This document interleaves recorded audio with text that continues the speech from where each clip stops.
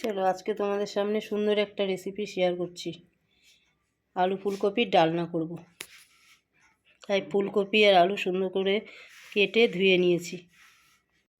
যে গ্যাসটা ধরিয়ে আমি ফুলকপি আর আলুটা একটু নুন দিয়ে গরম জলে ভাপিয়ে নেব। এই যে ফুলকপির আলুটা ভালো করে সেদ্ধ হয়ে গেছে, এবার আমি নামিয়ে নেব। আর কি কি মশলা দিচ্ছি চলুন দেখাই। আজকে আমি ডালনা করব, নিরামিষ করব।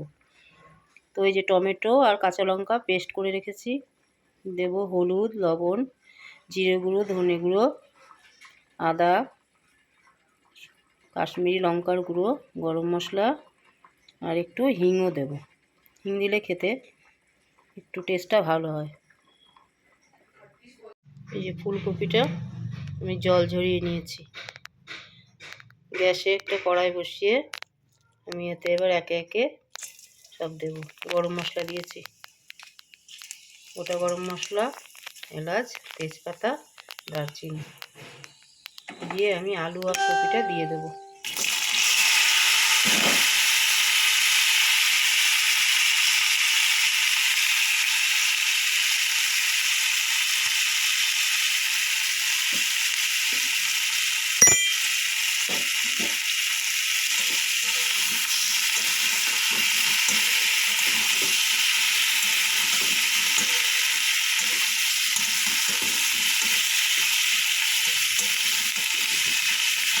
আলু আর কপিটা দিয়ে আমি একটু নুন দিয়ে দেবো, নুন আর একটু হলুদ দিয়ে ভালো করে আলু আর ফুলকপিটা একটু ভেজে নেব। আলু আর ফুলকপিটা সুন্দর করে ভাজা হয়ে গেছে, এবার আমি একে একে সব মশলা দিয়ে নেব। প্রথমে আদা, জিরে গুঁড়ো, ধনের গুঁড়ো আর একটু হলুদ দিলাম। সব মশলাগুলো একে একে দিয়ে সুন্দর করে, লঙ্কার গুঁড়ো সুন্দর করে ভেজে নিতে হবে। টমেটো পেস্ট, আমি এখানে একটু পোস্ত বাটাও দেবো, যেহেতু নিরামিষ তো পোস্ত বাটাটা দিলে খেতে সুন্দর লাগবে, টেস্টটা বেশি হবে। আপনারা চাইলে পোস্তটা নাও দিতে পারেন।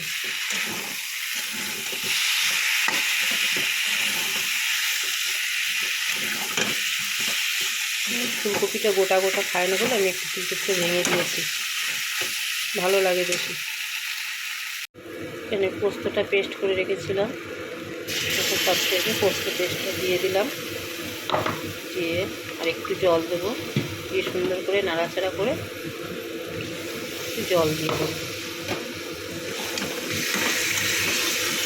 পোস্তটা দিয়ে একটু ভালো করে ভাজা করে, আর একটা কাঁচা পোস্তর গন্ধ বেরোয়, ভালো করে ভাজা করে একটু জল দিয়ে দেবো। যেরকম জল পছন্দ করবে, মাখা মাখাও করতে পারেন, একটু রসাও করতে পারেন। এখানে আজকে একটু রসা এইভাবে কপি আলু করলে খেতে খুব টেস্ট হয়। গোটা গোটা কপির থেকে এইভাবে খেতে বেশি সুন্দর হয়। একদিন করে দেখবেন অবশ্যই।